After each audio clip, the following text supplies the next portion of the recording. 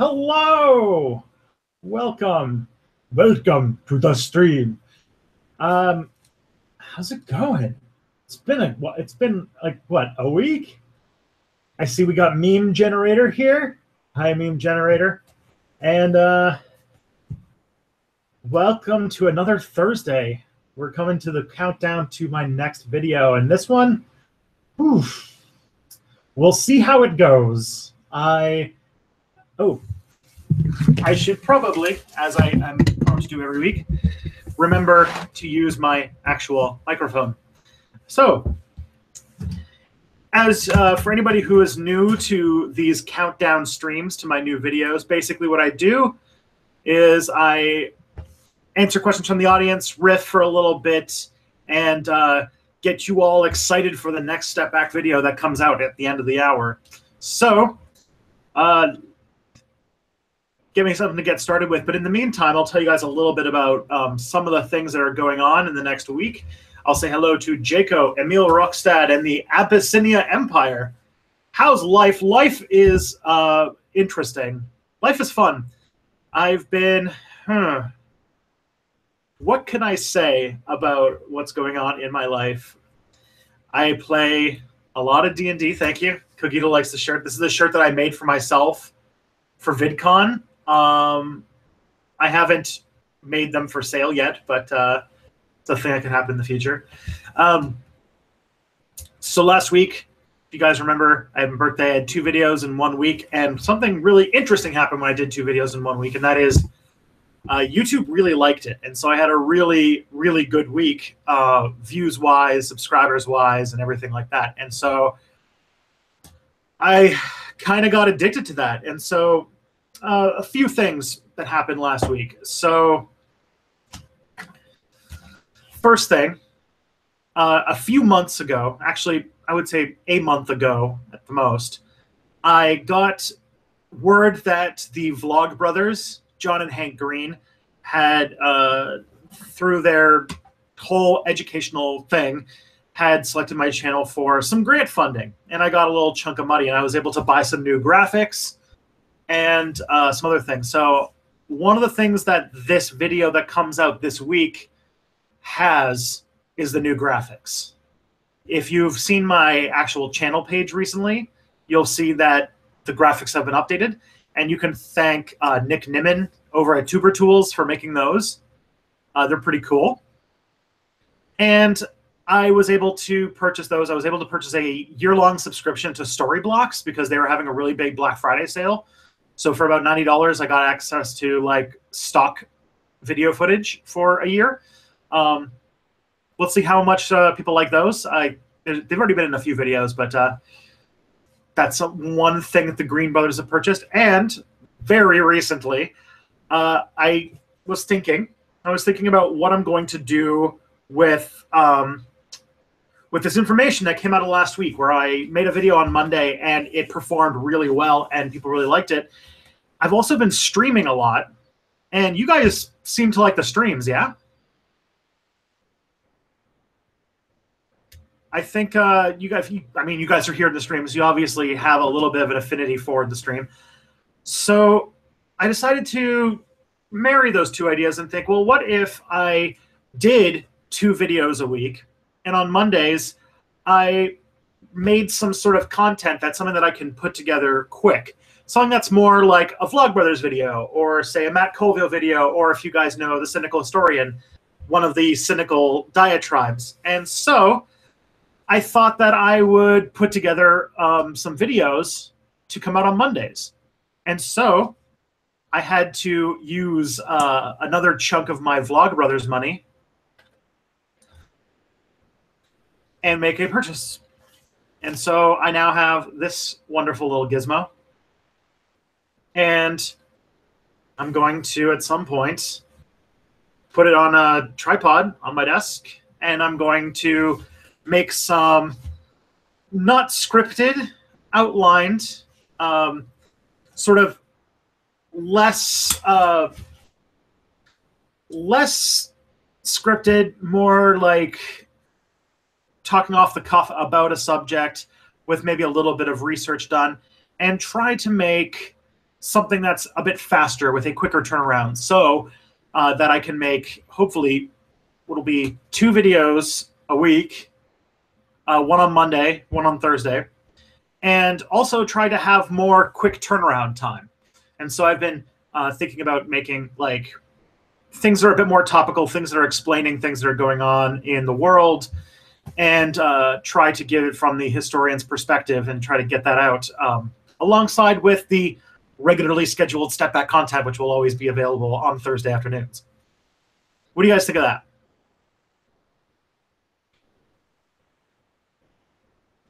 And if you guys are curious, this is called the Canon.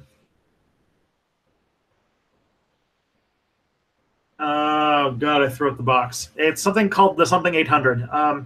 Yeah, Vixia HF R800. That's what this is, a Canon. So expect that. I'm going to try to do one tomorrow so that I can have it come out next week. Exciting stuff. And on top of that, it's like my hope is that I can have 2018 goal is to keep doing what I'm doing, try to keep it going smooth and steady, grow the channel, and then also on top of that, do an extra video a week and try to have a quicker turnaround time for trending topics to try and grow Step Back through that method. What's your take on the YouTube Rewind 2017? It's okay. I watch the YouTube Rewind most years, and then I don't know anybody, or I'll only know like 1 or 2 people who are in the YouTube Rewind. I feel like with when I went to VidCon and met the celebrities there, I get this feeling every time I go that I'm really out of touch with real YouTube culture, and so I'm always just like, oh, okie dokie. But like the YouTube Rewinds, it's usually just like a fun, big, year, like celebration of the year in YouTube type video thing. I don't see what's bad about it. It just kind of seems like an expensive commercial for YouTube and make you think about, oh, wow, look how culturally relevant YouTube has been in the last year. Honestly, I don't have strong opinions about it. I think that usually it's fun. But like, I did get kind of hint that it costs quite a bit of money, and that's interesting. But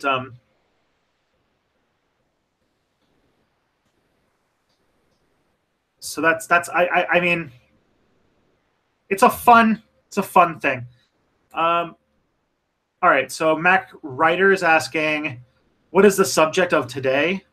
Well, the stream is usually just me bouncing off the comments from you guys in the chat here, but I would say that the subject, the video that comes out at 2 is called "What is a Neo-Nazi?" That pretty much wraps up what the subject of my video is going to be. It's quite crazy. It's quite fun. It's been demonetized, obviously. So,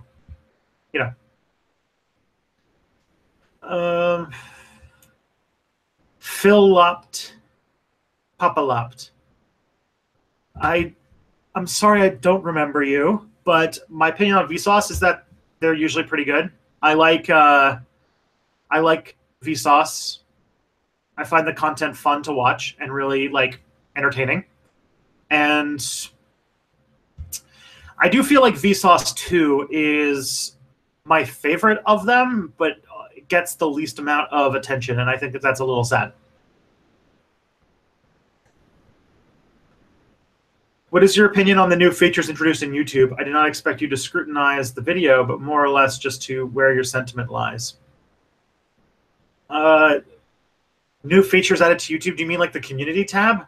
I like the community tab. I'm going to try to post something there every day, at least give you guys an update on what's going on. It's a good way for me to connect with viewers that's not just Twitter. So it lets me do official channel stuff That's not just through my Twitter account, which, only a small fraction of my audience actually reads. So on that end, I think it's good. It's a better way for me to have a two-way communication. Is there other features on YouTube that I'm not aware of at the moment? Could be. I'm starting to get nervous. Is there something that I missed? Oh.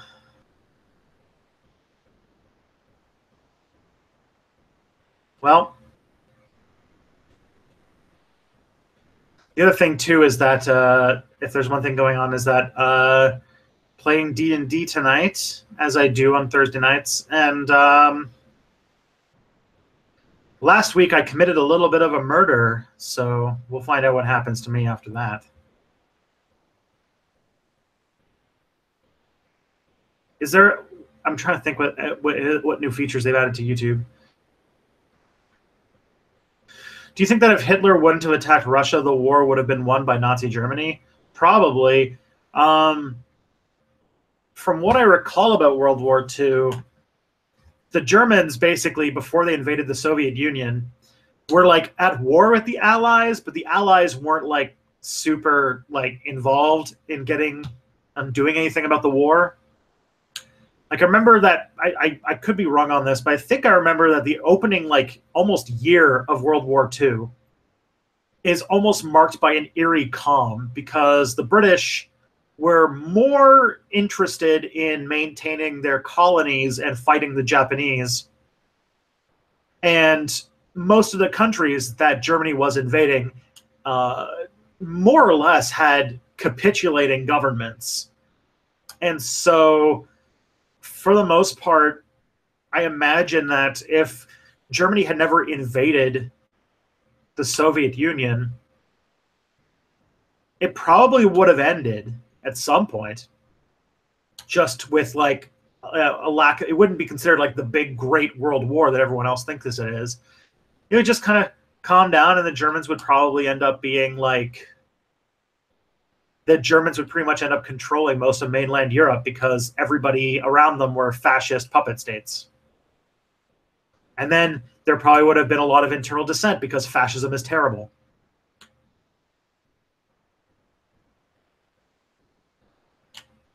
Frozzy, somebody already asked me what my opinion was on YouTube Rewind. I haven't watched the 2017 one, so I guess I can't answer that, but why? That's the exact same wording too. Did somebody? Is that question going around somewhere? I don't understand.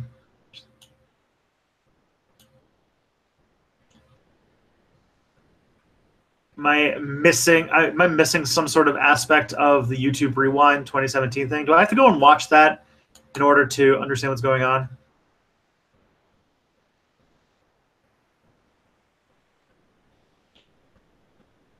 No? Yes? I guess what I would probably say to add on to the Nazi Germany thing is that for most of the time, the liberal capitalist allies weren't too interested in defeating fascism. They actually didn't see it as that bad of a thing, so they were just kind of, eh. So I think that the Soviet invasion and the explosion of the war after that pretty much forced them to have to, do something about the war. Jake and Logan Paul had the most screen time unless you count fidget spinner. Okay.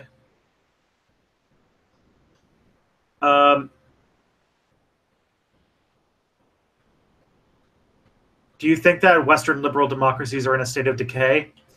To an extent, I think that liberalism is hitting. So the way that I see the way that political economy works and such is that the way that our society functions is sort of a delayed outcropping of the way that our resources are produced.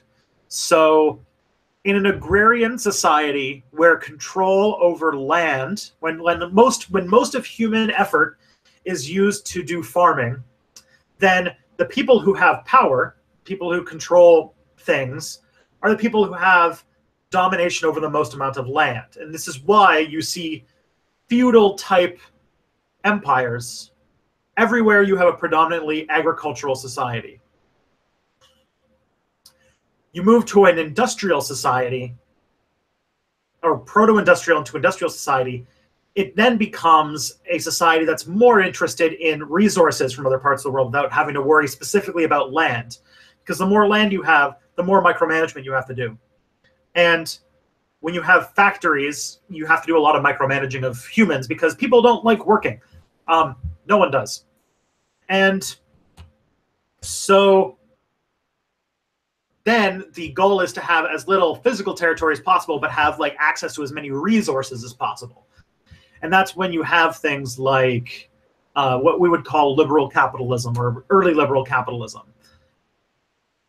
What happens after that is you're supposed to get to a point when we're producing so much stuff with so little labor that we don't have to worry about not having enough and competing for resources anymore. And then the whole system that keeps the whole capitalist process running falls apart. But there's been some things that kept on to that. Like, we still need to have some human labor, and so we just keep doing it. And we are moving into phases where we decided to make things less efficient and more like crappy in order to keep capitalism running rather than move to something better. And I do think that we are, especially with the automation wave that's been happening since about 2008, we are moving towards what I would probably call a post-human economy.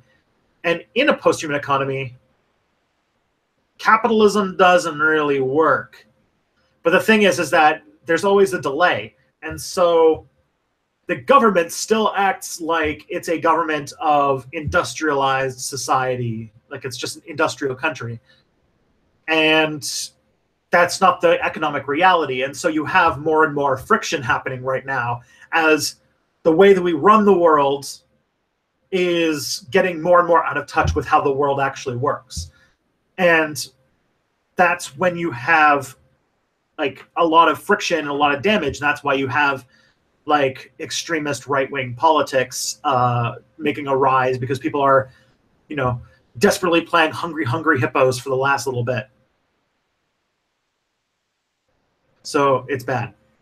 I do think that liberal capitalism is nearing the end of its time on this planet, and we're going to see what comes out the other end. Hopefully it's not terrifying.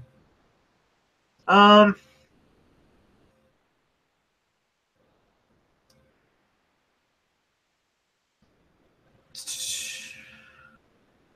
you affiliated with any religion? No. I think I've told the story a couple times, but I was raised in a family that was on paper Unitarian, but I've never been to church in my life for something that wasn't a wedding or a funeral. And my mother was really into the New Age movement. And so my mom was more into things like horoscopes and psychics and tarot and crystals and stuff like that. And so I was actually raised more in like that context than like a religious context. And I kind of strayed away from that as I grew up. So now I'm just agnostic, really. Okay. Do you think that North Korea will soon be defeated and turn out to be a capitalist country? I have no idea. The situation in North Korea is volatile, and I don't think anybody... I think that anybody who thinks they knows what's going to happen to North Korea right now is lying, which is actually very terrifying because there's nuclear weapons at play. So there's a lot of potential bad things that could happen out of a violent conflict with the North Koreans. And so I think that there's a big question mark on that right now. And I think that because there's a question mark on that right now, we should be very scared. And we should be all playing very carefully. Unfortunately, the President of the United States is an angry toddler, so who knows what's going to happen there. What's your opinion of moving the capital of Israel to Jerusalem? I don't see a purpose in it except to just say fuck you to the Palestinians. That just seems to be like the only reason that they're doing it. And I have sympathy for the goals of making a country like Israel at one point. I know it's like really weird to say, but like, I understand that after something like the Holocaust, wanting to have a place where you will never be the persecuted minority again, I understand that impulse. I think that it's wrong to just colonize other people. And so Palestinians are, in an effort to create a country, are basically being marginalized and systematically eliminated or displaced. And that's wrong. That's like super, super wrong. I don't care how legitimate of a reason you have for doing that. It's wrong. And that's I don't see a good solution to what's going on in Israel. And I know that doing something that provocative, like moving the capital to Jerusalem, is making things worse, not better. Energy production becomes more and more decentralized now. How do you think that will affect society in the future? Might be all right. I don't really know the long-term effects on that. I imagine that it'll make blackouts less of a common thing. That would be nice. I grew up with a pretty Buddhist-ish home. Remnants are still around, hoping. That's good. I don't think that, like, I grew up with my mom being a spiritualist, but honestly, I don't see that as a bad thing. I think that, like, this is part of, like, a large part of the mental path that I had to take growing up. And that is, and it shows in Step Back, which is I belonged in a kind of non-religious, typical secular home, but I abandoned religion in a big way when I was a teenager. And then I went through the whole phase of being the annoying, edgy atheist. But then as I grew up, like, I not only was like starting to think that not only does it not matter that people follow religion and that religion is going to go around, like, I don't think it needs to go away. But I think that I don't think religion is necessarily a bad thing. It's just a thing that's not for me.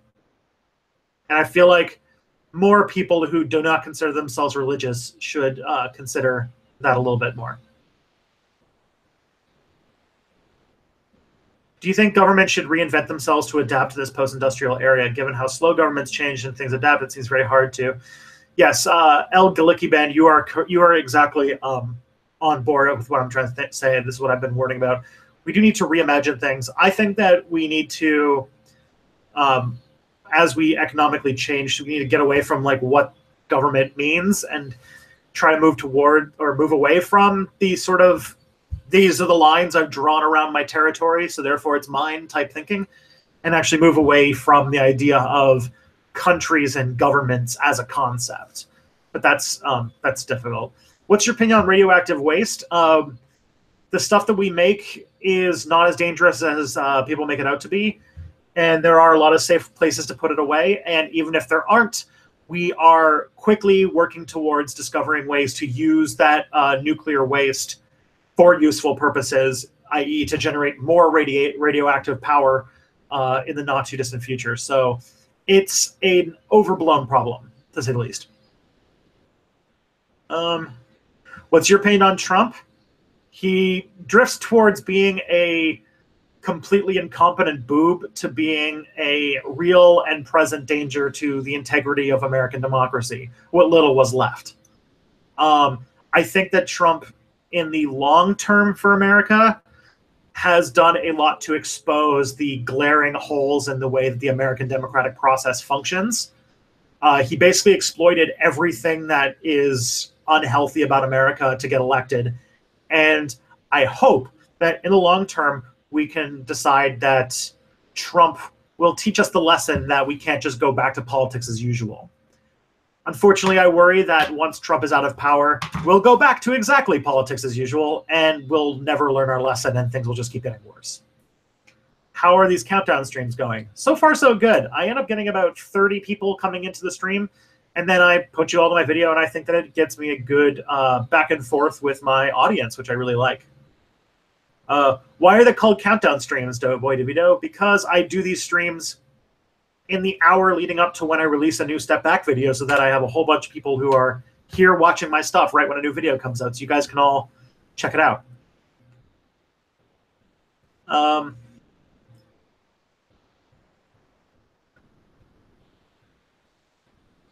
Do you vote? I do vote. I vote as often as I can because it's what little voice I actually do get to have in the process. Now, I will say, I don't think I've ever voted for a candidate that's actually won an election. Maybe. I voted for Justin Trudeau, but that was a mistake, and I'm never going to do. I'm never going to vote Liberal again. So, really, my plan is to vote whenever I have the opportunity. So, I most recently voted in the leadership race for the NDP. I voted for Nikki Ashton, and I feel pretty good about that vote. She didn't win; she came in third, but. That's how things work. But, I don't have high hopes. Like, I'll vote for somebody, but I don't typically advocate for candidates, because I've never had a candidate that I 100% liked. But I do think that I should use what little agency this neoliberal hellhole gives me. Do you think the European Union is viable to become a country? Looks rough at the moment, but you never know. I hope so. Are these streams put into a playlist after they're done? Doughboy DeVito, yes, they are. There are 3 streams. These streams go unlisted after it comes out or after they come out, but you can still watch them, because if you go to Step Back's playlist, there's a countdown stream playlist. There's a Subscriber Appreciation Day playlist, and there's also just an all strings playlist. So you can watch me go off the cuff for as much as you want. Are you Canadian? Yes, I am. I live in Toronto. What's the NDP? The NDP is a Canadian political party that exists both in Ontario anyway, exists both at the provincial and federal level. They are a democratic socialist party. So imagine in Canada, if you're American, imagine that in Canada, the Bernie Democrats and the Hillary Democrats are 2 different parties, and they don't have to compete with each other for what kinds of things they want to do. So that's pretty much. So the NDP are like the Bernie Democrats. As a Brazilian, I'd like to know what people from outside know about Brazil. Given that you're an eligible historian, could you expose a few words about what you know about Brazilian history? Well, I know that Brazil was founded by Emperor Pedro I, because he was exiled from Portugal with his family during the Napoleonic Wars, and then he wound up staying because he pretty much spent his entire childhood in Brazil while the Napoleonic era was happening, and then he declared himself the Emperor of Brazil. Besides that, I know that Brazil for a long time was pretty much the hub of the Portuguese sugar trade, which means that it was a large hub of slave labor, which is why Brazil has a large black population. It is a majority Catholic country, but that is quickly changing because Protestant religions are starting to take off in a really big way there. And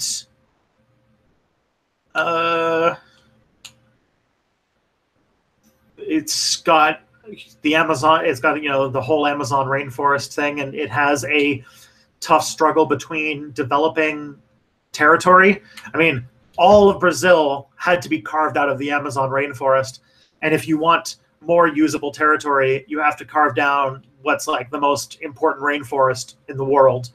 And I imagine that's a very tough political decision. I know that you had a female president who got in a lot of trouble a couple years back and basically got ousted and replaced with a almost all male, almost all white, conservative-y type government. Know that there's a really big issue with kidnapping. Kidnapping in Brazil is a really big issue of people kidnapping and ransoming rich people's children. Those are like the things that stick out in my head. Oh, and there's Carnival, which is super fun. I don't speak a ton of Portuguese, but yeah, that's about all that I know. What's your opinion on anarchism? I like anarchism. Hold on one second.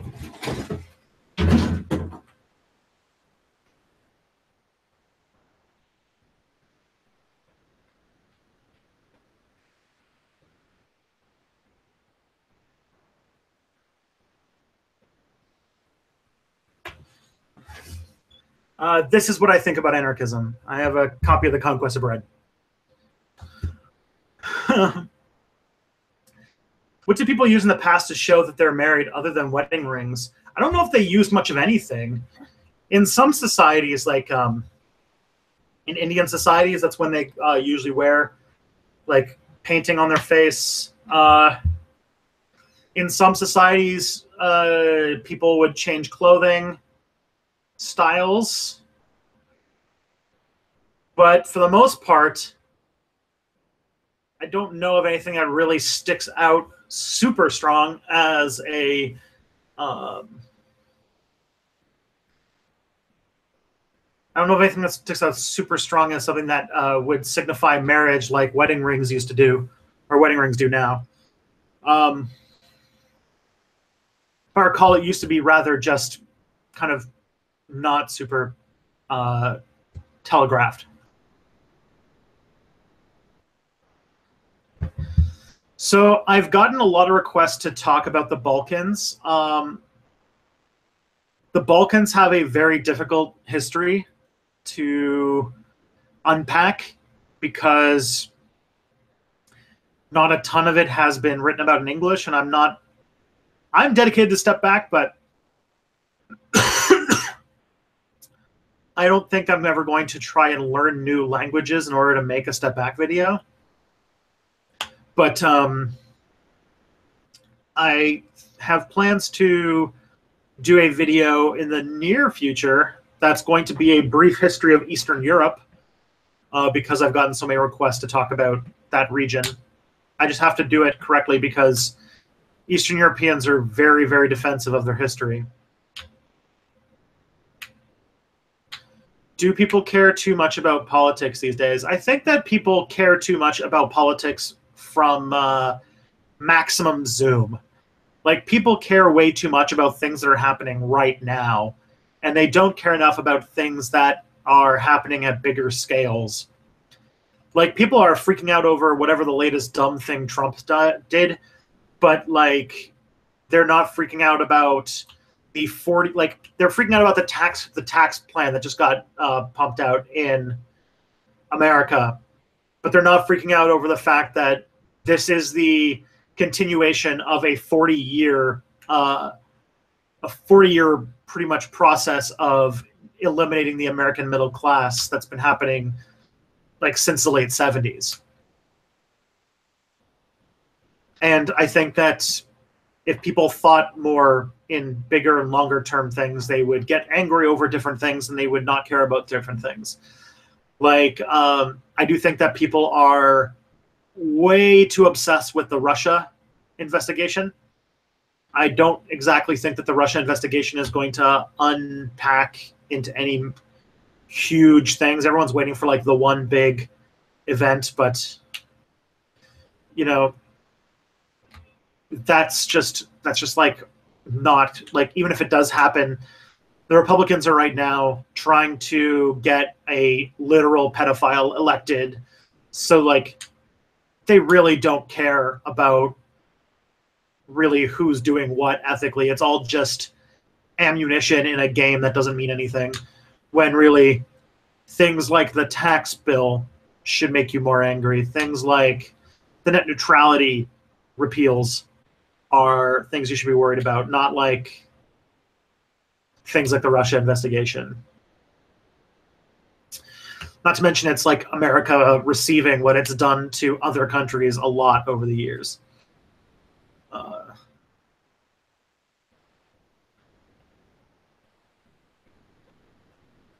What's going on in Bosnia? I don't know. What is going on in Bosnia? Did you study history? I did. I took history in high school, and then I did a college program, like a diploma. I didn't finish it. I dropped out in audio engineering, and then I went to school after that for a mix of things. I got a degree in history. My major was in history. And then I got a master's degree in American studies, and then I got a second master's degree in history, and now I'm doing a PhD in history. So I have studied a lot of history. I identity politics have just ruined everything, and people are going on witch hunts because this person is conservative, this person is an anarchist. People got to learn how to sit attention. I don't. I have to disagree with you, Jaco. I think that identity politics is a thing that has been maligned by a lot of people because it's been used as a cudgel by certain centrist liberals in order to move the political conversation away from class-based discussions. But I do think that nobody who considers himself a socialist, or no one who considers himself believing in social equality, would move away from identity politics, because everybody has the issues that are thrust upon them by the statue of whatever birth they have. And so,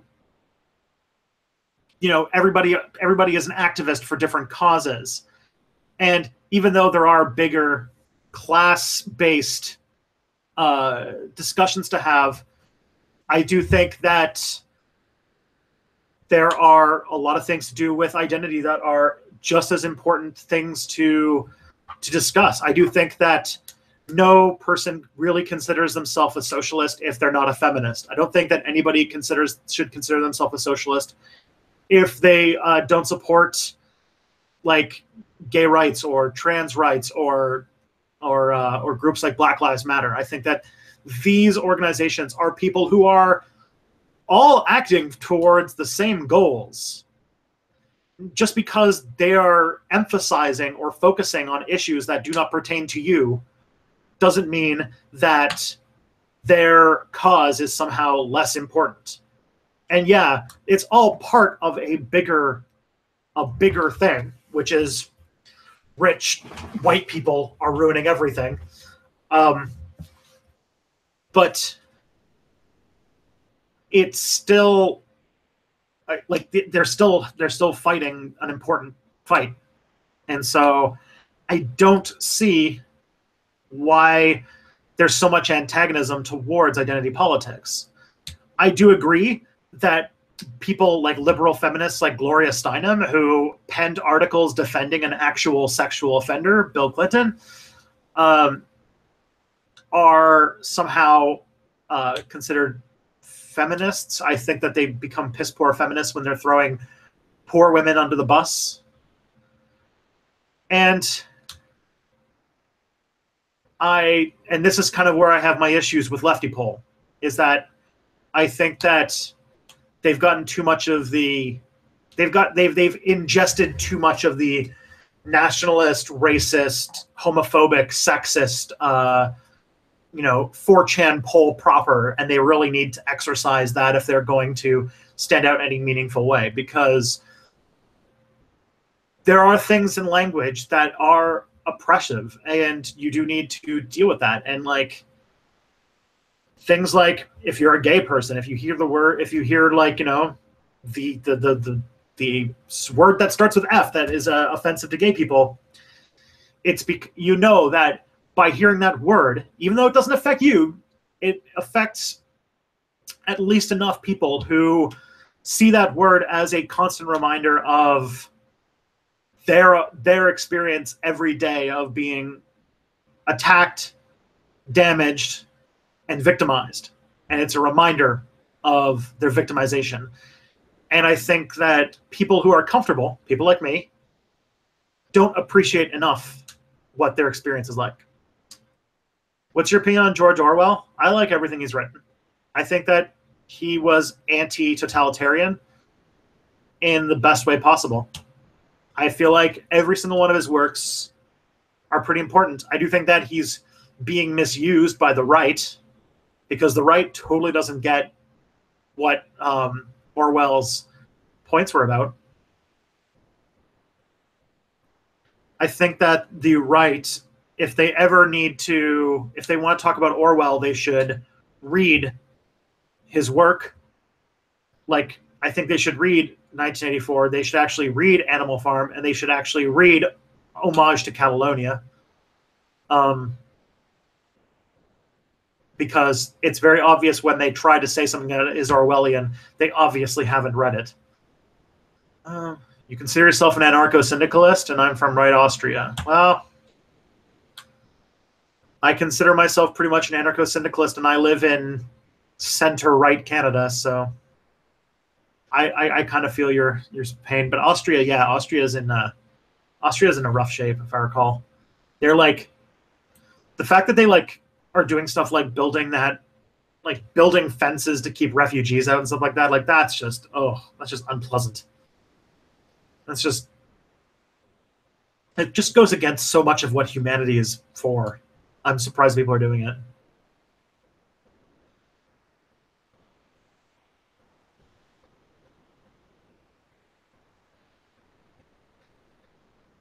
I don't think that Black Lives Matter needs to drop identity politics. I think that it's pretty important for what they're doing. Um, what I think needs to happen is they just need to start being friendly with other people who are fighting for other causes. And unfortunately, there's a lot of cases in which we get too locked down in our own causes, including like me are socialists who get too locked up in class struggle and don't see what other people are struggling with. And I think that we need to be allies. We don't need to necessarily always be fighting for the same things. And so I consider myself, I'm a socialist. I'm a feminist. I support Black Lives Matter. I support gay rights, trans rights. And in the context where I need to support those, I do. But I don't think that those are either or categories. I think we should just have all of them. Who's the most interesting Canadian historical figure in your opinion? Oh man, that's tough. I'm not exactly sure. And I do think that the anti-identity politics thing does get a lot of it does make socialism look bad because it's basically saying that it's basically this. Oh, this is going to get me in trouble. It's basically trying to say that causes that are not economic class struggle are less important, even if you don't mean that. The way that language works, the way that you dismiss feminist causes as identity politics, I think, or race issues as identity politics, I think is in a way using language that demeans the gravity of what that issue is about. And I think that it's bad, it's lacking in tact, and it just doesn't give people the choice they deserve. Do you know about any Erica's experiments and how they turned out? I mean, there's a whole bunch of them. I don't know where to start. For a year 7 English boy, what should I read about history?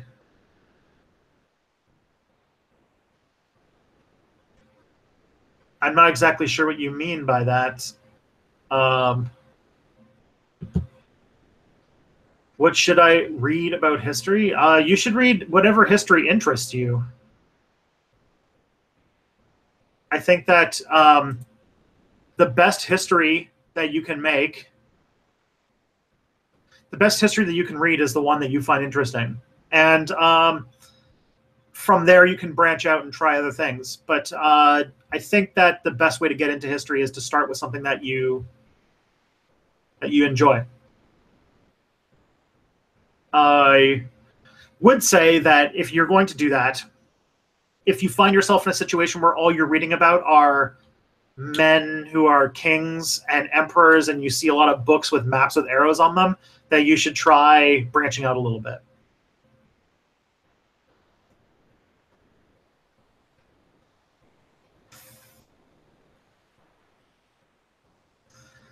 Yeah, Hannibal, Luki. Yeah, I can imagine. Like most choices in most countries are pretty awful. I know that in Austria it's really bad too because you have a really big rise of like this creepy radical right, and that's not happening to the same extent in Canada, but still, we're going to have an election in 2019, and most people are going to think the choices are going to be between like center-right Justin Trudeau and right Andrew Scheer. And I'm probably going to vote for Jagmeet Singh. And that's probably going to be a wasted vote, and that's going to make me sad again. Because we never win. And that's depressing.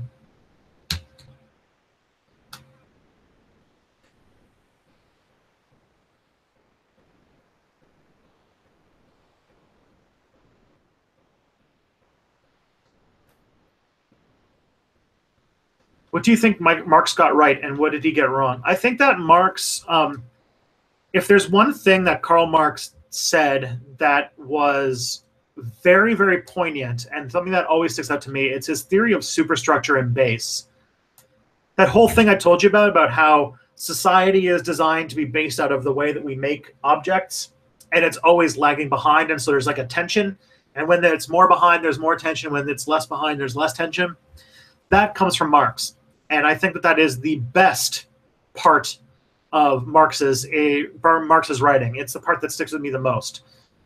What I think that he was wrong about was that he grossly, like many people in the 19th century, grossly overestimated how powerful industrialization was going to be because he was in a period where things were growing so immeasurably fast that he pretty much thought we were going to have a post-scarcity economy by like the end of the 19th century. And so I think that a lot of Marxists have assumed that communism is a thing that should have happened by now, and so we should be, you know, trying to have active revolutions and trying to overthrow governments, when really I think that communism is a natural end result of the way that the economy is moving, and it's just going slower than we thought. Because he definitely was he was a 19th century man. He didn't understand how fast things were going to change or when things would hit their limit, and he didn't understand that like the rest of the world exists, and that really you need to have an integrated global economy that has a post-scarcity condition for literally everybody on Earth. And that's going to take a while. I'm not saying it's impossible. I think it's very possible. It's just that having a socialist society is going to have friction, or a communist society is going to have the same friction that liberal democracy has today until we get to a point like that. And that, I think, is the one place where myself and regular socialists diverge the most. And so I'm always saying that if you want to end capitalism and you want to make the utopia that is what Marx talked about, it's going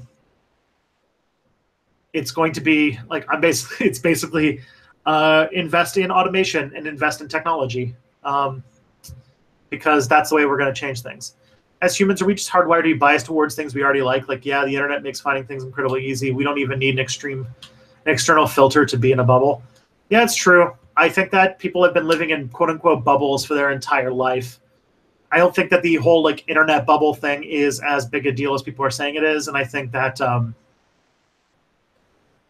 that what it is it's just human psychology writ large. We are always looking for things that already agree with our opinion. So the fact that it happens on the internet in a more extreme version means that you can. It does mean that you can go down a rabbit hole and become more like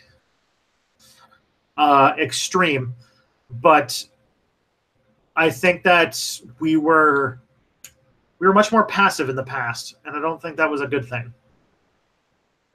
The only kind of wasted vote is the uncast ballot. When you say that you're going to vote for Singh, I think that he operated. I didn't think that he operated out of turn. I don't think I'm going to be voting for Singh like specifically, but I'm going to vote for the NDP. I don't know who the NDP candidate is in my riding yet. I don't think they've been decided yet, because the NDP, we're in a liberal ridings, and the election's not until 2019, so we probably haven't chosen an NDP leader yet. At the moment, they're probably getting ready to get an ONDP leader, because right now there's going to be an election in Ontario next year, so that's probably the thing we're gearing up for. Universal basic income is the future then. I do think so. I think the universal basic income, with all the issues it has, I do think that it is part of like the transition out of capitalism that we're in the situation in now. Do you believe that aliens exist? Yeah, theoretically. I don't think that they've ever been to our solar system. I have my doubts that intelligent aliens besides us exist in this galaxy, but the universe is so big that they're bound to be somewhere. It would be extremely unlikely that we were the only planet in the entire universe to have intelligent life on it. What do you think about Swedish politics? I mean, I wish that they were living up to the democratic socialist utopia that we paid them to be in the rest of the world. But I do know they're having issues with a racist radical right, and that they've had issues with Nazis for decades. And I would love if Sweden had more of like the social democracy and less of the Nazis and anti-immigration stuff. That'd be great. The Marijuana Party is a fringe party that is just about marijuana legalization. That's literally it. They're like a single issue party.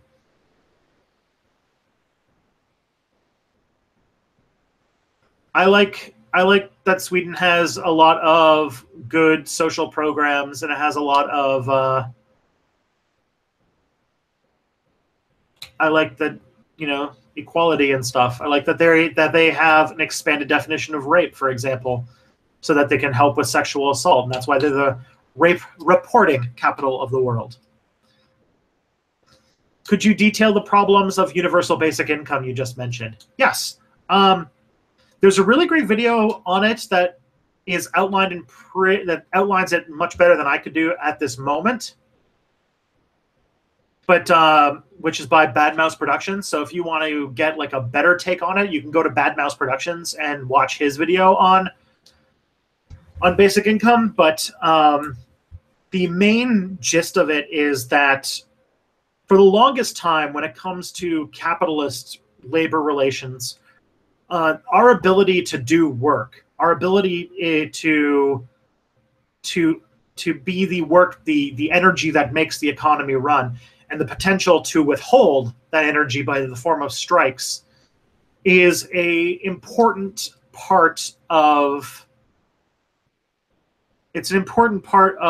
what gives the working person power in our society.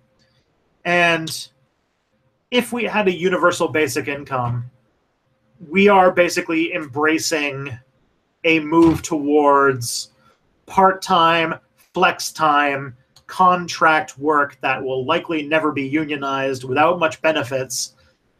And it's going to have problems. It's just going to be, the workers are going to be much more disempowered even than they are today, when we really should be trying to argue to get more power for workers and more stability and more things. And in a way, basic income will both help with that and hurt that. And I think that that's something that we need to be aware of when we advocate for stuff. Your favorite company history to analyze? I'm actually thinking of doing a video on Disney in the new year. I'd like to hear what you guys think about that. What do you think about alternate history? It's an interesting genre. I do think that when it comes to the alternate history that I've tried to read, I've found more books where I like the idea of the book than the book itself. I've tried to read In the Balance, which is like Harry Turtledow's book where aliens invade during World War II. I've tried to read that one several times, and I could never get past about 40 pages in just because the story's way too bloated and doesn't go anywhere. But I like the idea, so I've always been wanting to do it. And then I also tried reading a book. I tried reading, what's it called? The Man in the High Castle. And that was another book where I think that Philip K. Dick got a little lost in the world building, that he kind of lost track of telling a story. And I think that was the problem of that book. But I think it was a cool idea. I think the TV show is pretty good.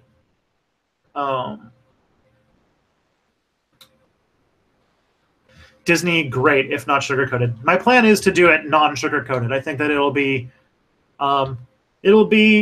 fair but tough for the Disney company. My favorite flag, ooh, I'll go with the East German flag. That flag's got a lot of fun stuff going on. Have you read the Ring of Fire series? I've never even heard of the Ring of Fire series.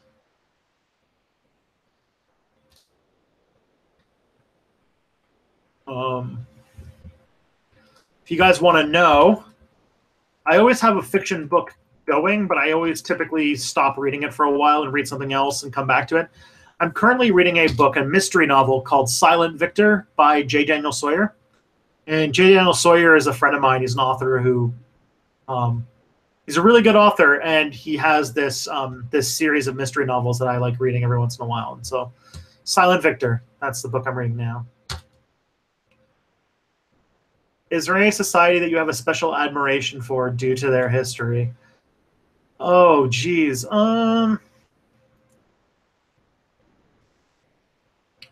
That's a good question.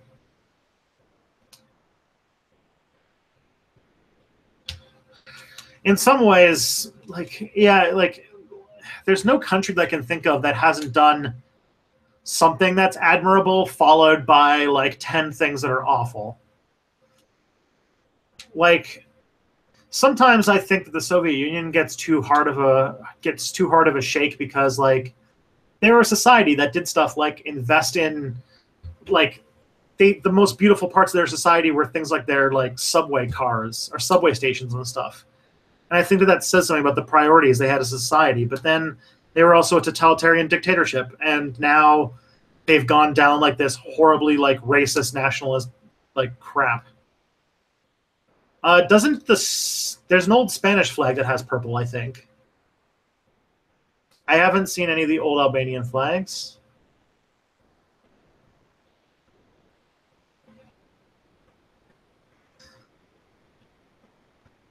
I would probably say the most egregious form of bad history was probably actually I still think the Lost Cause myth is the biggest like case of bad history that's had the most terrible effects. And that was put in place mainly as a coping mechanism and for basically just racism to justify the lack of racial progress made in America in the late 19th century.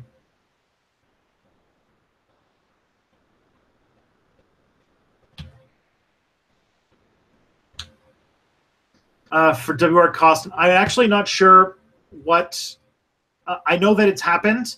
My wife works in the same department where the program that's happening, so the UBI, she works in the same department where the UBI is happening, but she's not in the UBI program.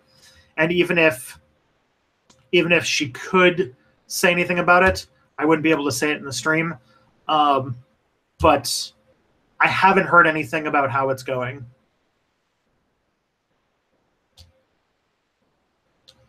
I did not know that San Marino was communist in the 50s. That's fun.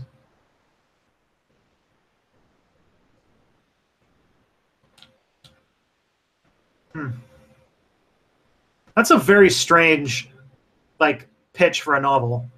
A West Virginia town teleported to 17th century Germany to change history. That's weird. Anyways, we are running out of time rapidly, so I'm going to get the URL for you guys, and then I'm going to give my voice a rest because my throat is dying.